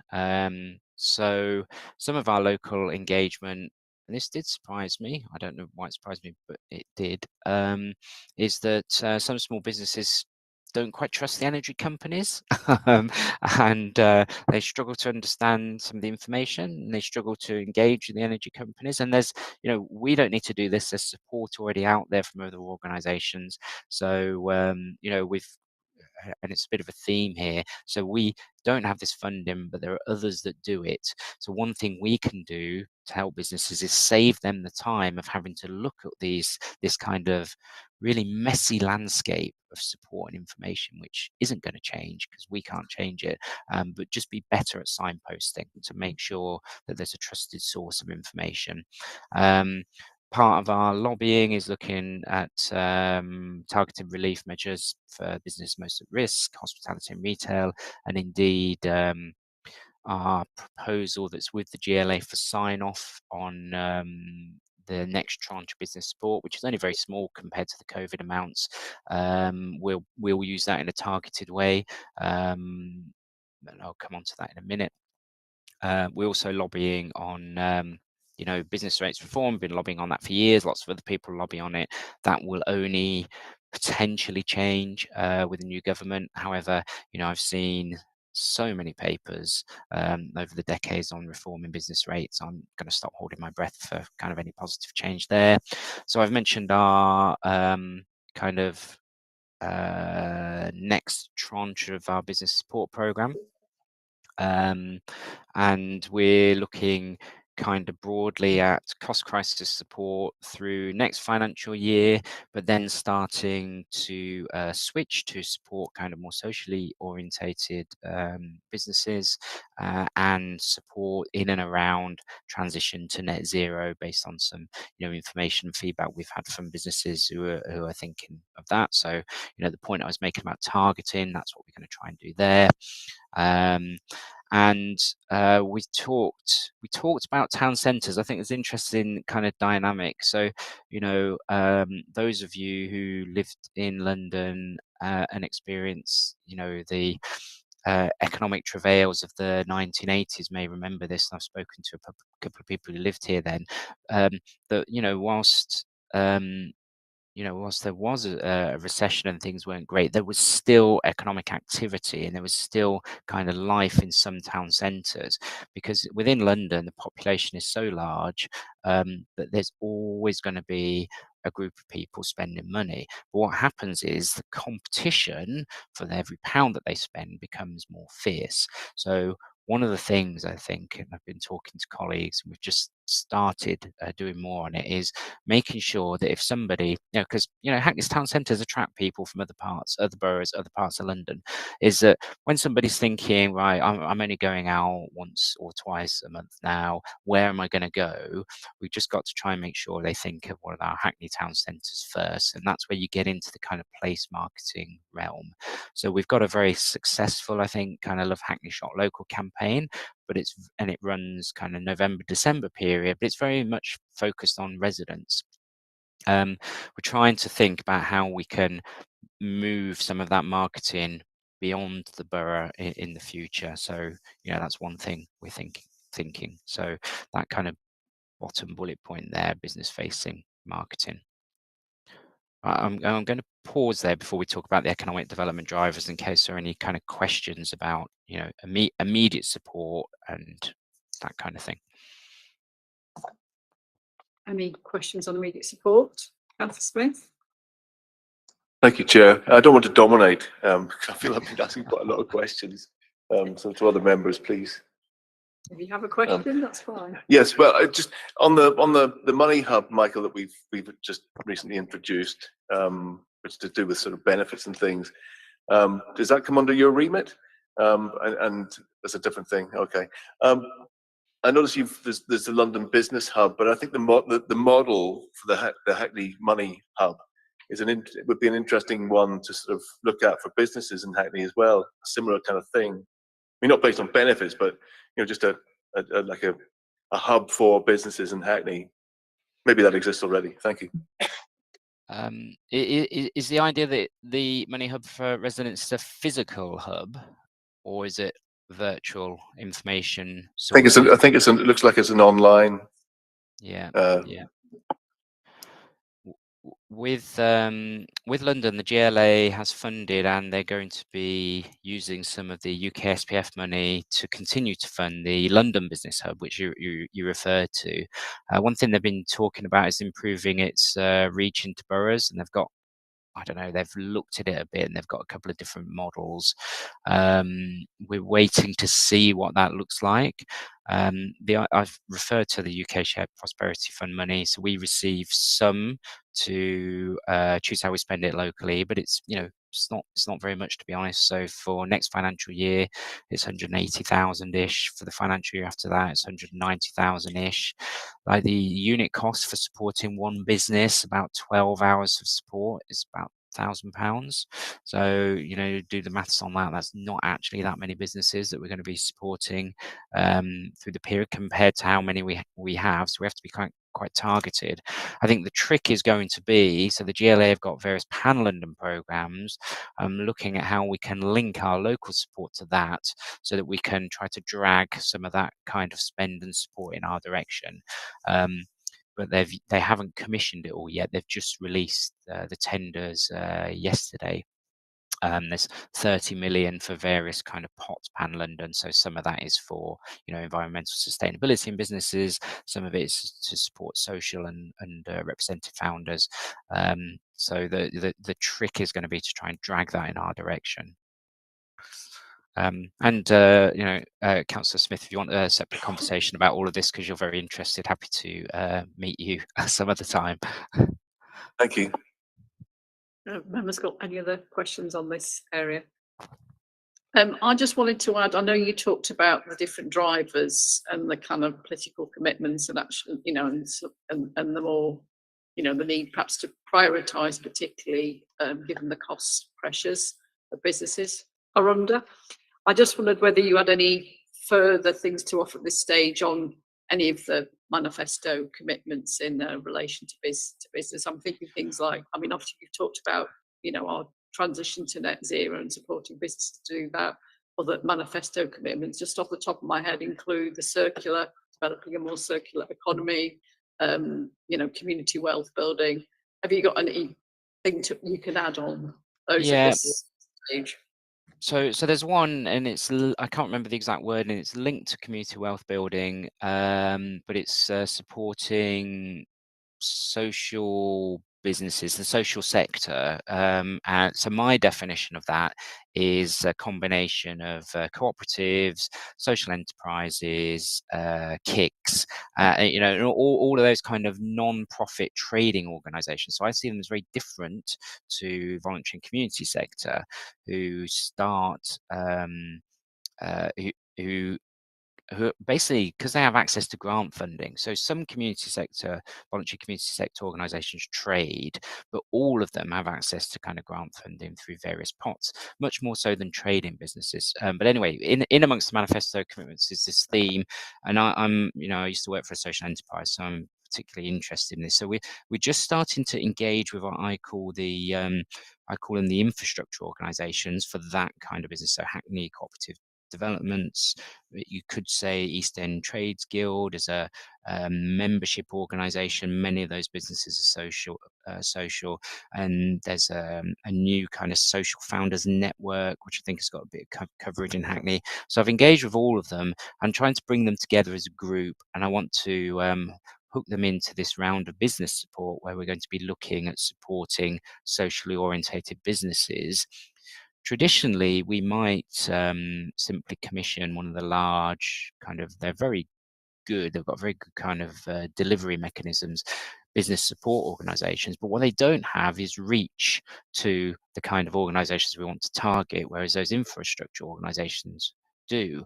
And I want to kind of force them together so we get the best of both worlds. So that's one thing that we're looking at, and I'm working with Councillor Palace on that, because he's the lead member. On circular economy, I think so there's a manifesto commitment to, and I think it's something like Circular Economy and Green Skills Commission. Now, from my perspective, it's unfortunate that the two are bundled together. So they do cross over, but they really should be separated in the thinking, because circular economy, the things you might consider in a commission versus green skills are actually quite different, and the people you get around the table are different, and then you want to put them together after. So I'm much more involved in the circular economy work as a subset of the green economy. We've got some interesting findings from some of the grant funding in Hackney Central, where and this was good, positive, iterative working. So there was the grant call for Hackney Central based businesses, and the grants were meant to align to the Hackney Central plan. A large number of those grants were doing something around the circular economy.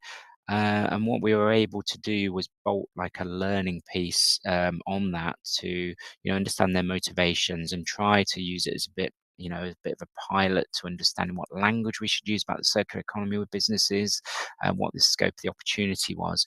And we're just getting towards the end of that, so we'll have some interesting findings.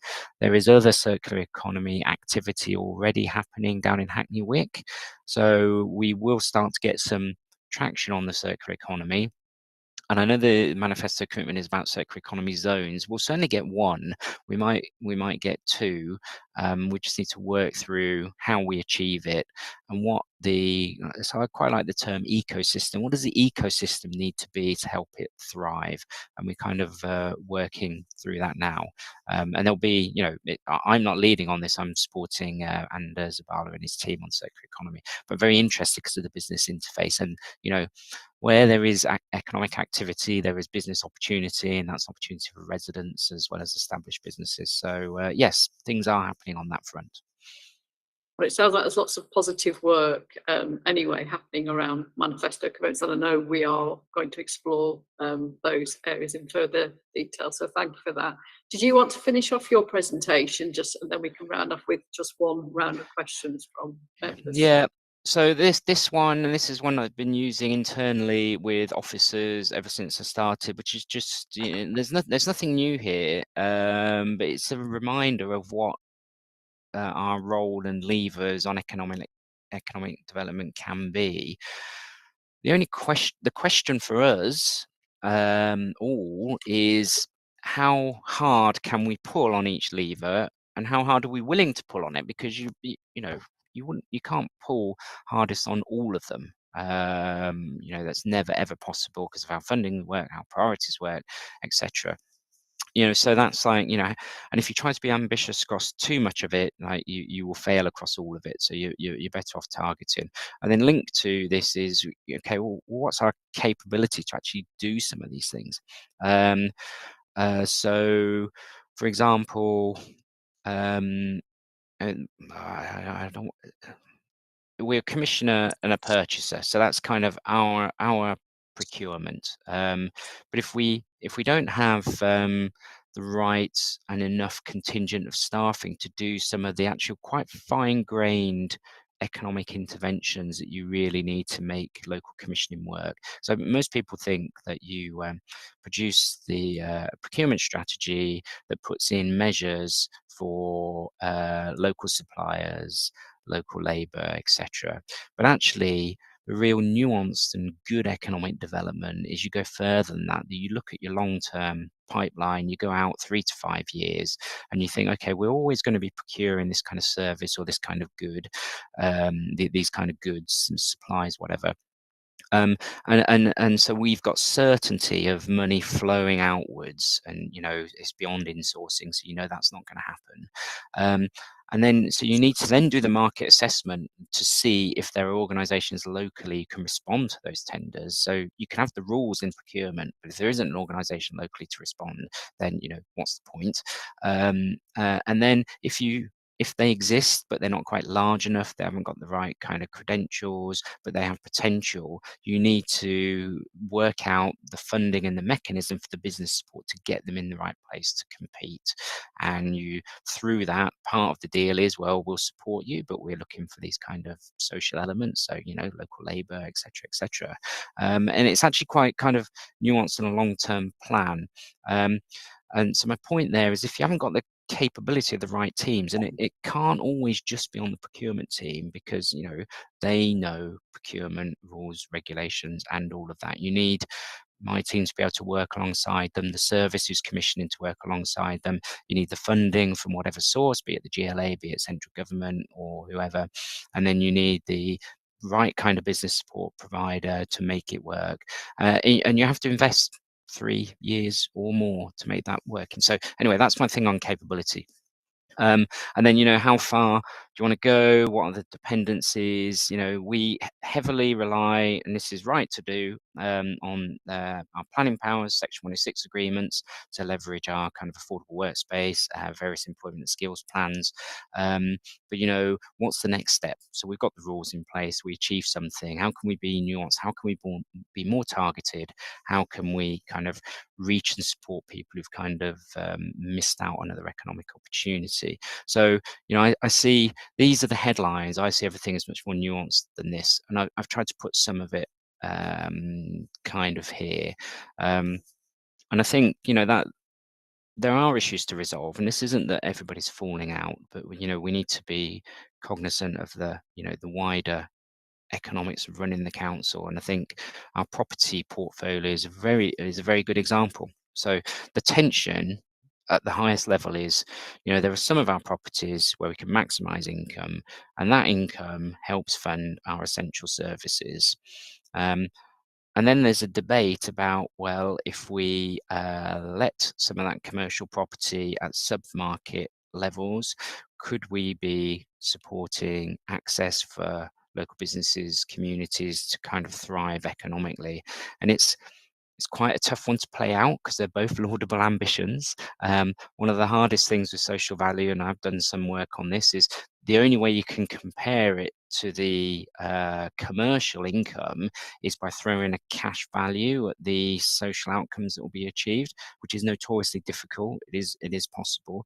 So we're doing some work on that. But I think we just need to be clearer on what our approach is, and then we need to all be cognizant of that and aware. So, these are some of the big issues on this slide I think that we need to resolve to inform like a good economic development plan, where we're clear about what we're going to do, how we're going to achieve it, and we take that kind of, it's quite a common term now, but that kind of logic chain approach, where you've got a theory of change you're quite clear about the steps.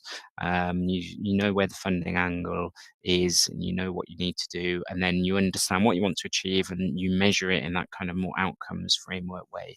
So, perhaps I'm being overly ambitious, but these are certainly the things we need to resolve. In my opinion. Of course, everybody else will have a view as well.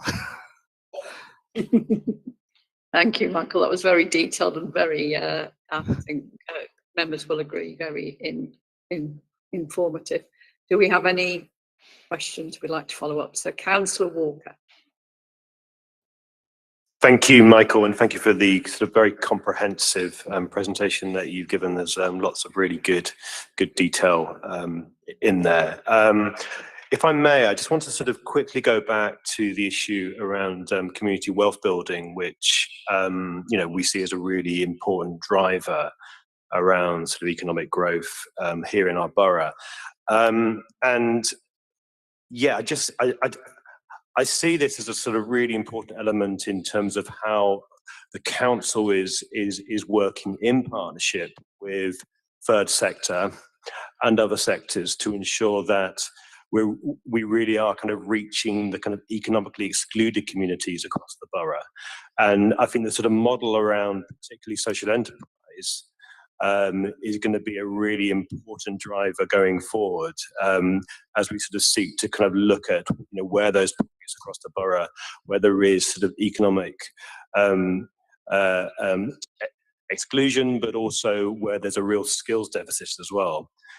So I'd be interested, and maybe this is a sort of longer conversation another time, but really kind of what you're looking at in terms of sort of taking that forward.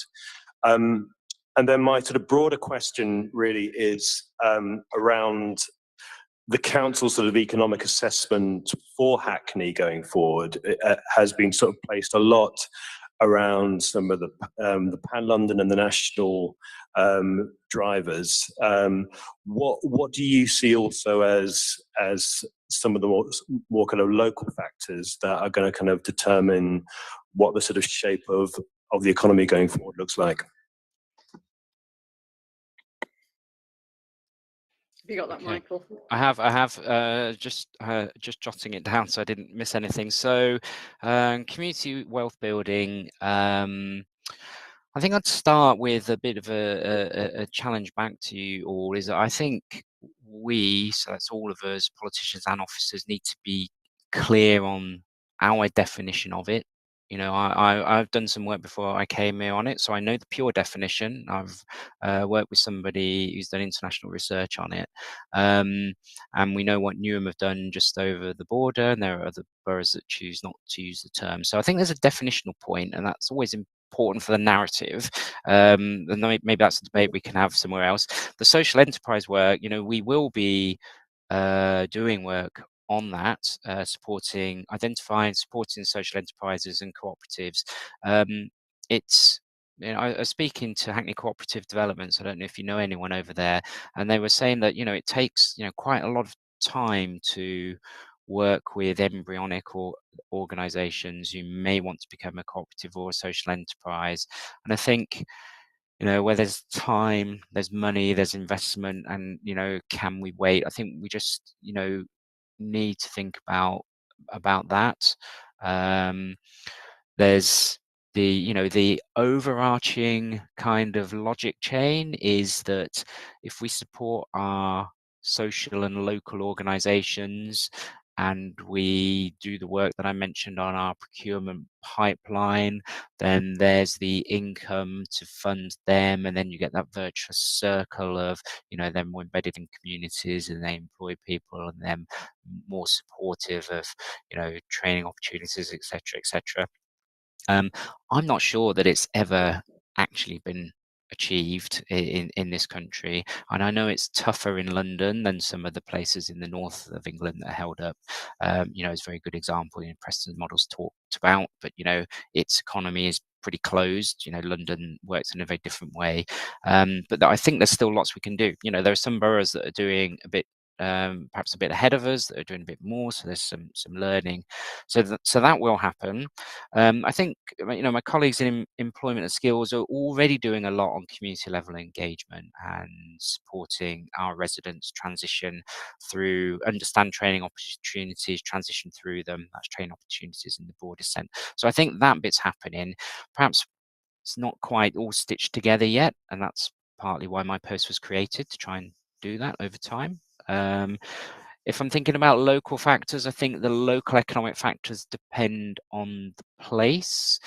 So if we think about our largest areas, so if we think about Dalston, what does the Dalston offer look like? It's an incredibly mixed offer, from the kind of historic Ridley Road market to some kind of long-standing kind of social and dynamic and political places, to incoming bars and restaurants and some chains, and what's the future around the kind of shopping centre and the physical aspect of Dalston. So I think for Dalston, I feel like it needs to confirm its identity, and that will drive a lot of what the future is. And obviously my colleagues in area regeneration, and many of you will probably know Corey Defoe very well. That's something they're looking at. And then I think a counterpoint to that might be Hackney Wick. So its transition, and I know there are different viewpoints on the Olympic legacy, but the physical development in that area has mostly happened, or it's in train, so it's probably not going to change. But what does Hackney Wick start to look like, and how are those links created with the the long-standing residents who live right next door, in the estate there by Trowbridge?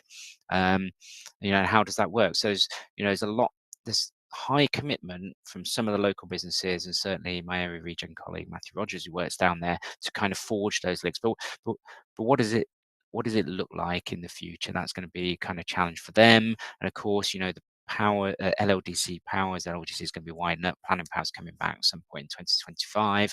Working with our growth borough partners, we have to recognise we can do more together as a group there. And then and again, another very different area, Shoreditch. So what does that city fringe start to look like? Does it just return to how it was? That's entirely possible. That gradually people start to seep back into office-based working. We've got this trend away from it, but it's not probably a long enough period of time to be established. Or does it change massively, as we started to touch on? So do the large office blocks start to change in their dynamic and have much more mixed use in them?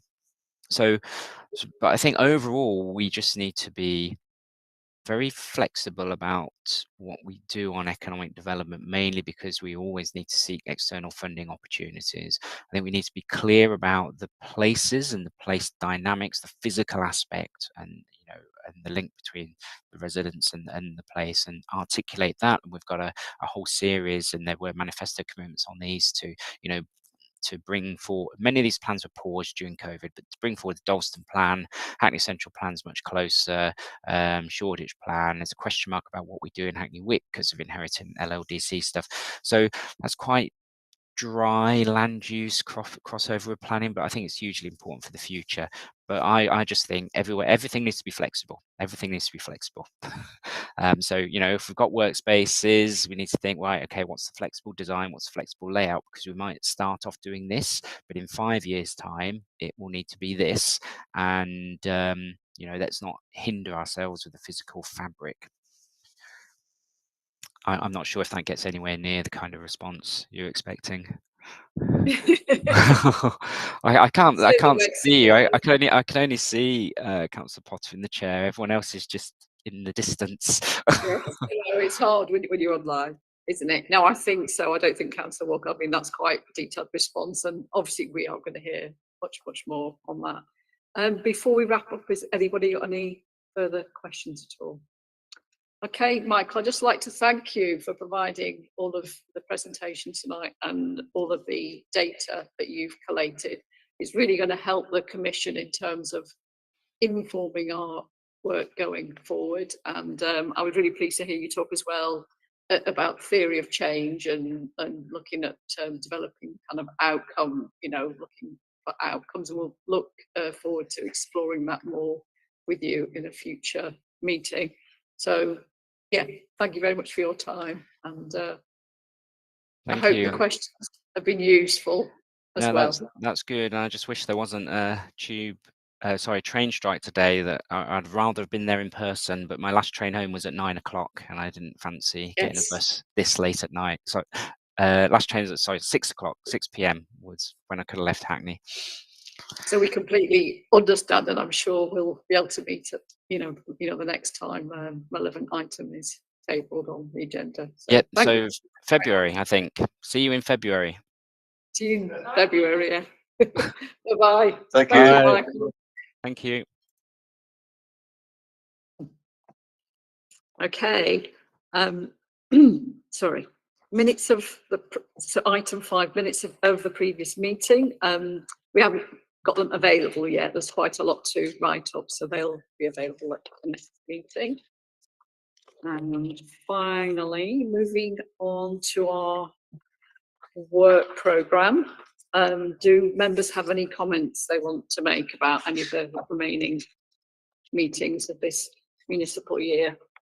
The work programme is from page 43. So we've got libraries next in January. And then we've got some cabinet question time sessions. Councillor Walker.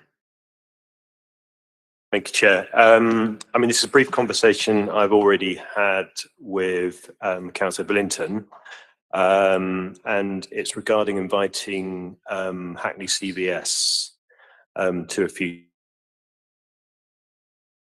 a conversation with them around their kind of future strategy as one of the sort of key institutions that kind of oversees the voluntary and community sector. And I think it'd be interesting to sort of bring them in, particularly at this time where the council is looking at greater partnerships between third sector and other sectors across the borough. So yeah, it would be good to kind of look at whether we could sort of fit that into the work plan this year, or whether that's something that needs to go into a future. Yeah, we'll certainly get back to you on that. I did actually have a conversation with Tracy and Councillor Billington about because she said she'd spoken to you, and we think there may be some time in the last meeting, but we'll have to see because of another possible item that we're not sure about. But I think certainly it'd be good to come back to the voluntary sector early next municipal year. Yeah, I mean, I think if there wasn't time to sort of dedicate a kind of whole meeting to it, I mean, I think it would be good maybe to sort of look at that work programme in the next term after May, rather than trying to fit it in off the back of a meeting. Yeah. Just because I think it's such an important. It sounds like it's a substantive item. Yeah, so. Exactly. Yeah, well, we've made a note of that, and we'll kind of see where we go with that. Okay, any other comments on the work programme? Councillor Fremley. Yeah, there's a very good report, GLA Ray London, on circular economy. And I was wondering, obviously that's pan London, but whether that would be a fit in terms of some sort of presentation, or if we looked at that in a subgroup or something to see how that fits into our look at, searching and looking around the skills, whether it's green skills or circular economy as well. Well, I can forward that report as well. that'd be great, because we've certainly got the circular economy possibly coming up in is it the March meeting, Tracy? February meeting, and we've also got green skills coming up in April, March. Is it? Williams is April. Green skills is April. Yeah. Okay. So yes, please do forward that to us, and we can see where that slots in. But obviously, any additional information you have, you can ask questions on that basis in those meetings. Okay, so I think we don't have any other business, so I think I can formally declare the meeting is closed. I thank members for attending.